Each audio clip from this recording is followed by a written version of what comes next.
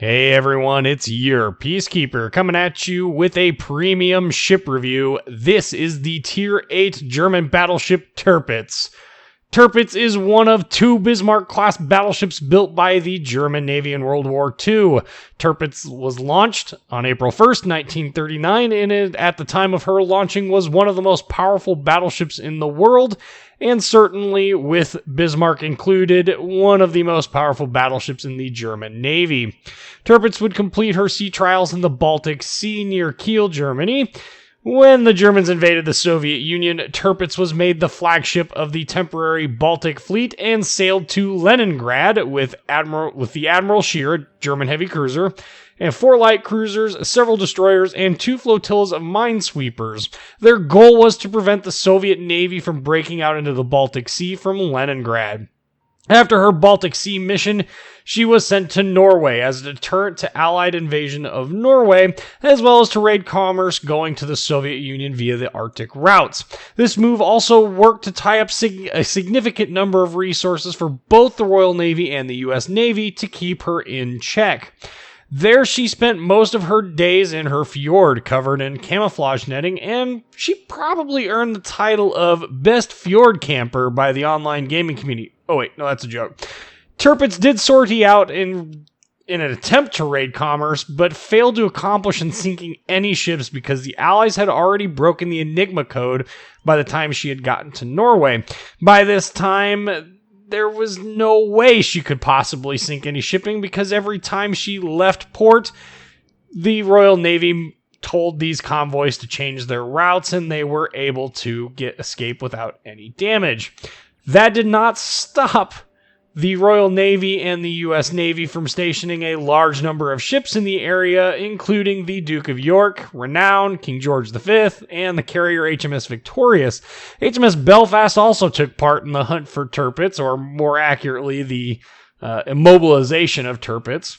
In terms of U.S. ships committed, USS Washington and USS Alabama are probably the two most notable ones that were parked up there. But there were a lot of ships that were escorting Soviet convoys to the Soviet Union from the United Kingdom.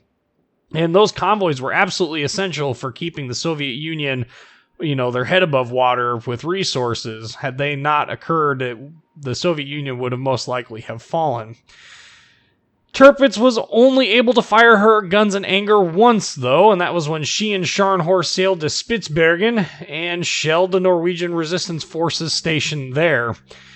Tirpitz's contribution to the war from an outright number of ships sunk may be low, but the resources tied up in keeping her important certainly delayed the defeat of Germany, as those resources could not be allocated to the active war fronts due to the fear that Tirpitz would be able to sail out and raid commerce and shut down the Soviet Union. Due to all of this, she actually has kind of an interesting history in game as well. She was the first German battleship to make it into the game, at least, in any form that we could play her. And she really was a top pick at the time. She was unique in the fact that she was the only battleship at the time to have torpedoes. Her secondaries were okay, but they were really rather short range. Nobody ever really built her for secondaries at the time. But as other lines continued to, come online, and then once the German battleships came on, she basically got turned into the red-headed stepchild of premium ships because the Bismarck outclassed her in pretty much every single way.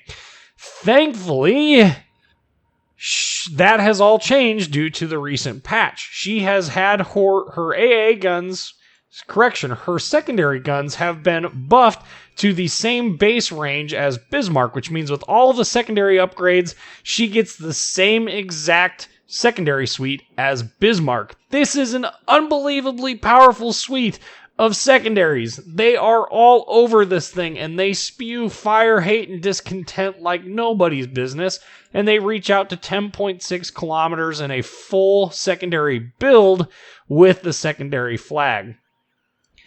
To add to that powerful secondary armament, she retains her torpedo tubes. Yes, Tirpitz has torpedoes, and at the time of her launch, like I said, she was the only one that had torpedoes, and she is still to this day one of only 4 battleships in the game that have them. Scharnhorst, Gneisenau, and Mutsu, although in terms of German battleships, obviously one of 3. Like the Bismarck, she is best played at close ranges where her secondaries and torpedoes become assets worth working with. That means closing the distance to 10.6 kilometers. If you are not comfortable with the German battleship playstyle, I don't recommend picking up Tirpitz because she literally has nothing aside from that close-in engagement capabilities to offset, her playstyle. You literally can't play her any other way. She simply doesn't have the gunnery accuracy at longer ranges, although it is acceptable to really sit back and snipe. She is a brawler through and through, and her armor layout just is absolutely fantastic. If you're wondering where the maiden German joke first originated, Tirpitz was it. At one point in time, you could literally point the bow at any ship, and you were basically invulnerable to anything but HE and torpedoes. And that was an incredibly powerful thing because you could literally run down most battleships at Tier 8. And it was quite comical to take that and angle just enough to bring those torpedoes to bear and then uppercut battleships as you went past them. And if you planned it just right, you could sail between 2 of them and uppercut 2 battleships at the same time. Enough of me talking about those in-game things. Let's talk about the stats. She has 69,300 hit points, which is a whole 100 hit points more than Bismarck. Her armor belt is up to 315 millimeters, which is 5 millimeters less than Bismarck, but the torpedo damage reduction is the same at 24%. Her main battery consists of 8 15-inch guns. They are in 4 dual turrets, 2 super firing pairs in the front, 2 super firing pairs in the back. Her secondary armament consists of 8 dual 105mm guns, as well as 12, this would be 6 dual 150mm gun mounts. And again, those guys have a firing range of 10.6 kilometers, and that's the longest secondary range of any ship in the game. It matches Yamato and Azumo, it matches Bismarck, Friedrich der Grosse, and Grosser Kurfürst. And it makes for an absolutely fun time, especially when you have manual secondaries. That main battery firing range is 12.4 kilometers, and the main battery does reload every 26 seconds, so she does shoot quite fast. As I mentioned, she does have these 2 quad torpedo tubes, the Vierling torpedo tubes. The torpedoes do 13,700 damage with a 6-knot range, 64-knot speed, 1.3 kilometer detection range, which quite honestly is next to useless because you're not launching these from far enough away for it to truthfully matter. They do turn relatively quick, but most importantly, there are 4 of them per side, and if you launch them at the right angle, you're guaranteed to get 4 hits. There's not much that is going to survive 4 hits at 13,700 damage apiece. She does have an okay anti-aircraft defense. Now, this is where Tirpitz and Bismarck differ quite drastically. In fact, Tirpitz's anti-aircraft suite is about half that of Bismarck's. And so if you plan on playing the ship and there are carriers on at that time, you may wish to consider playing with a cruiser or heavily utilizing teammate cruisers to provide anti-aircraft cover because you really don't have any. I mean, yes, you've got 12 of the 20mm flak 38s. You've got 8 of the flak Vierlings, which there's 4 barrels there. You've got 8 more of the flak Zweilings, which are a dual pair. Plus, those 105s also serve as dual-purpose guns. Not a whole lot to speak there, but that AA circle does go out to 5.4 kilometers. In terms of maneuverability, she has a maximum speed of 32 knots, and that is going to be with the speed flag. She is slower than Bismarck. Her speed without it is 30.5. I'm going to go ahead and throw that back on there. Her turning circle is 850 meters, which matches Bismarck, and a rudder shift time of 12.8 seconds, which also matches Bismarck. Her concealment range by sea is 15.9 kilometers. Her detection range by air is 14.8 kilometers, so she's not stealthy at all. In terms of the upgrades for Tirpitz, I definitely recommend taking Main Armaments Mod 1 on this, and the reason for this is because of that torpedo tube incapacitation rate dropping by 20%, as well as increasing the hit points and the decreasing the time it takes to repair them. Not really worried about the main battery because that's plenty hard to take out.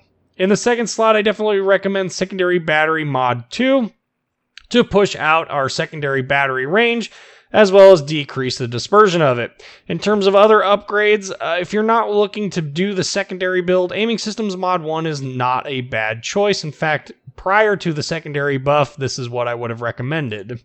In the third slot, Damage Control Systems Mod 1 is a no-brainer here. You are not going to have your propulsion systems or steering gears taken out often enough to justify taking either of those two modules. In the fourth slot, I definitely recommend Steering Gears Mod 2, simply because this ship's agility with it is quite acceptable. Without it is quite poor. And I personally prefer Maneuverability over Damage Control Systems Mod 2. But you can make a good case for Damage Control Systems Mod 2 due to the fact that it does reduce the time it takes to recover from flooding and fires, which, trust me, being a German battleship, you will be either on fire or flooding a lot.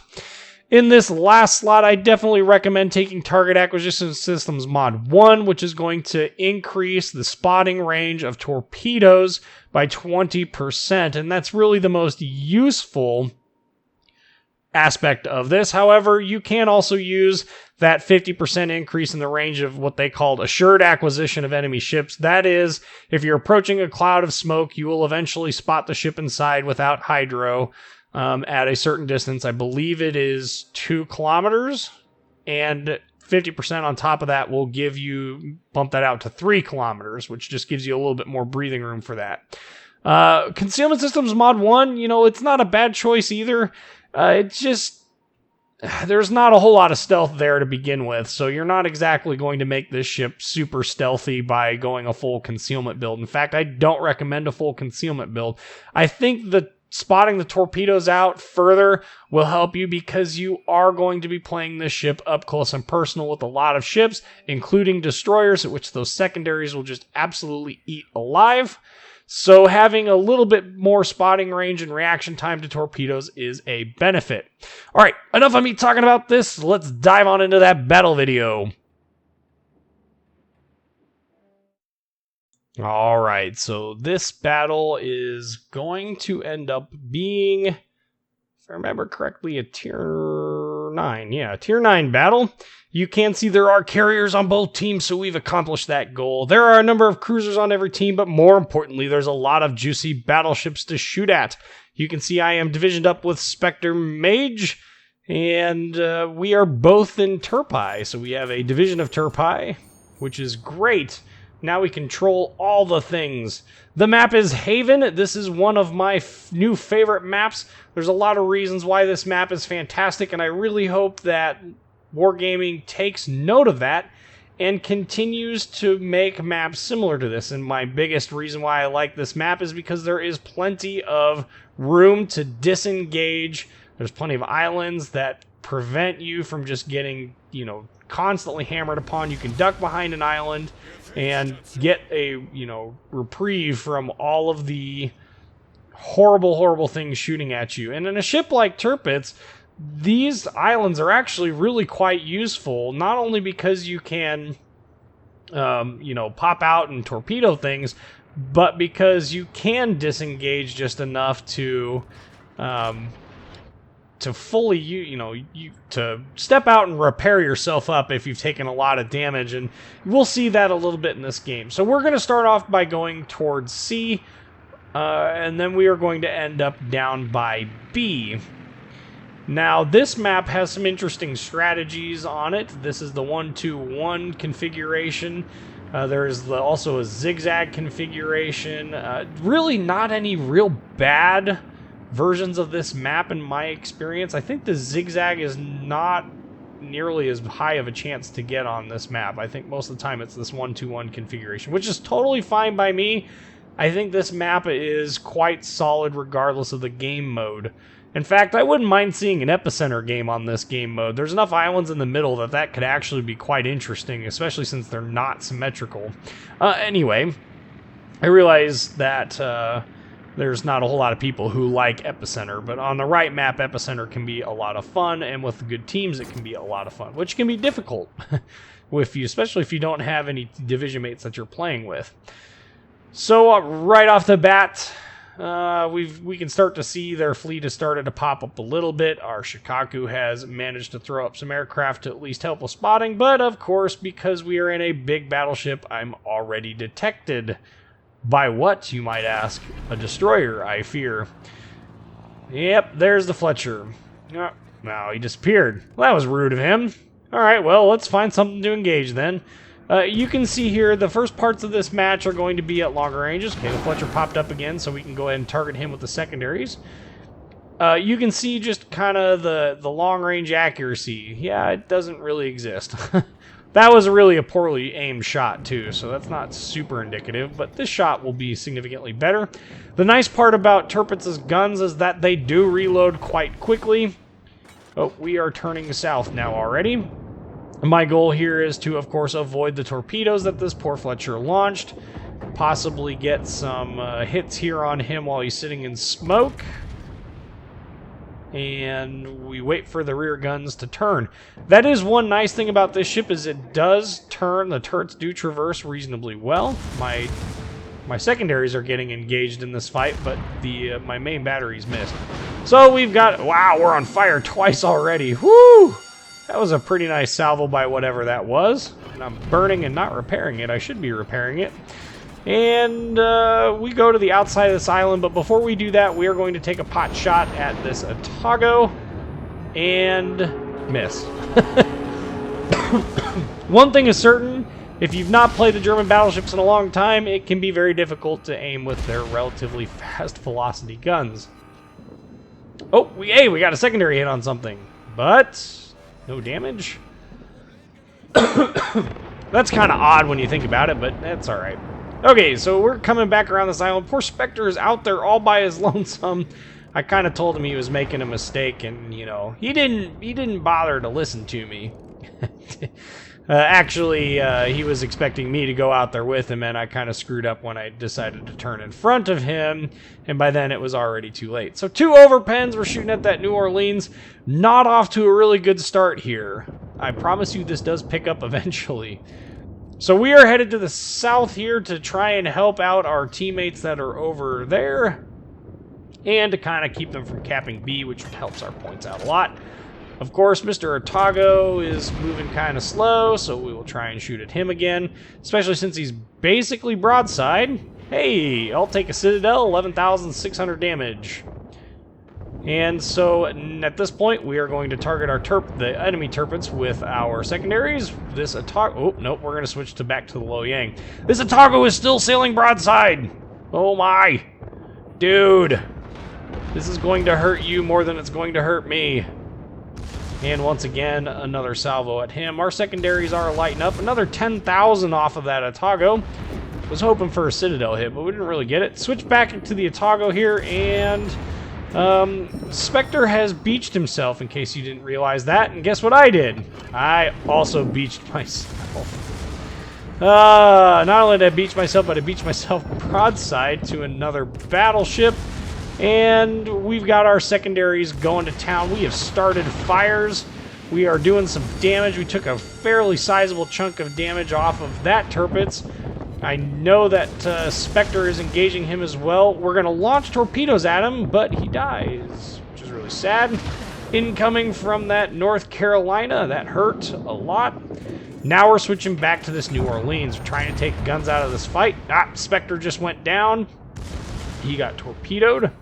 I just Citadeled that New Orleans and got 3 overpens. That was like 13,000 damage, plus our secondaries are going off like a bouse.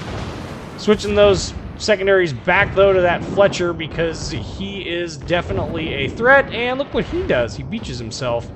Torpedoes. Oh, the torpedoes went out. Go ahead and repair those fires. Shoot at this New Orleans. Maybe we can get him killed. Maybe we can get the secondary kill on the Fletcher.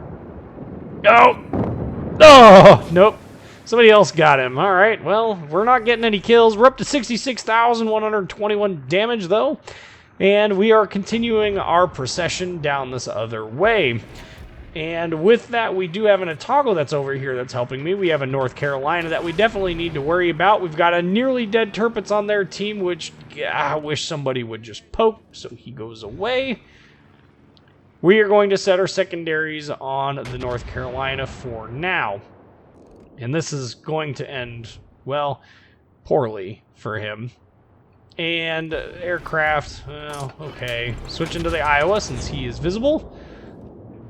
Admittedly, he is not doing a whole lot aside from bow camping. And we are going to turn in a little bit here. Yes, we have dive bombers on the way, and unfortunately, my repair party is down. My damage control party is down. So we will burn for a little bit here as they land. But hey, look, what's this guy doing? Oh, he's exposing a broadside to me. Don't mind if I do. 21,000 damage. When will Iowa players ever learn? I have a how-to video on the Iowa. You need to watch it. All right, so now we are back to this North Carolina, and we are going to rapidly get rid of those two fires that we had, and we are going to try and take out this North Carolina. Hopefully, oh, my fighter was up. Hopefully, oh, yep, we started him on fire. We are going to try and duck back into these islands because, unfortunately, he is going to do damage to me. Yep, 6,500 damage, just poof, gone. And he is turning away, so it is very difficult for me to actually win this engagement. With him turning away, though, we are going to try and turn. You know, we're trying to bring secondaries to bear. I don't want to leave this Otago there either. I want to be a good teammate and not abandon him. So we need to get some work done. It's just us two, and we're not doing a whole lot of damage to him. The maiden German just isn't working out terribly well at this point. We only got 2,600 hit points left. He's lopping off 4K at a time, but I promise you we are not done with this fight yet. What is this North Carolina doing? Oh, he's presenting a pretty good profile to me. I'm not going to get any citadels from this, but I might be able to get a fairly sizable chunk of damage in penetrating hits. Or not.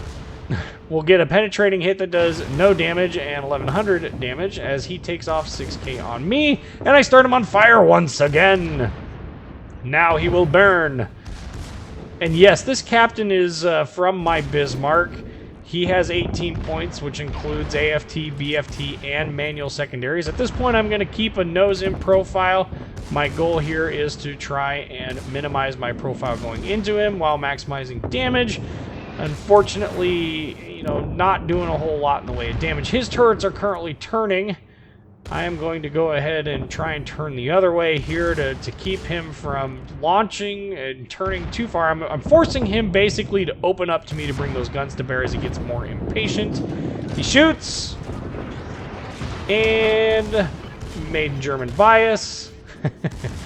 And, oh, come on. Yes, secondary kill. All right, so we are up to 2 kills. 112,919 damage this match so far. And it is time to get into this fight again. We are over here all by our lonesome. And in truth, a better tactic would have probably been to go back towards our team at B. This certainly would have been a much better choice in the long run because you can, in fact, actually, you know, do more damage when you're closer to your enemies. However, as an interesting... Oh, we hit that Glow Yang at that far of a distance. All right, 114,079 damage. I'll take that. Don't threaten me with a good time. We are headed off to catch this Lexington, and a part of me really wishes that my teammate would just, like, die. I mean, I don't mean that, like, disrespectfully, but I was kind of hoping that we would get a little bit more damage into this match. 947 points. We got a Mogami there off in the distance. We got shells incoming to him. Will they? Will they? Will they? Yes! We got the kill. We secured it. 121,512 damage. The battle is over. So one of the things I wanted to show with this battle is that the secondaries do in fact work a lot. 121,512 damage, as I said, 3 kills. 1,948 base XP. Here's going to be your detailed report. Look at these secondary hits. Only 12,000 damage, but 14,000 damage in fires. Those two together help out a lot, and of course the credit and XP screen. Anyway, I really do like Tirpitz. It has basically become my new favorite. I might actually sell Bismarck as a result of Tirpitz's recent buff to her secondaries. She's really that good, and she's a fantastic brawler, and I think you guys should pick her up if you can when she becomes available on the premium shop or in-game. Anyway, I'm your Peacekeeper. You guys know the drill. Like, comment, subscribe, and thank you for watching.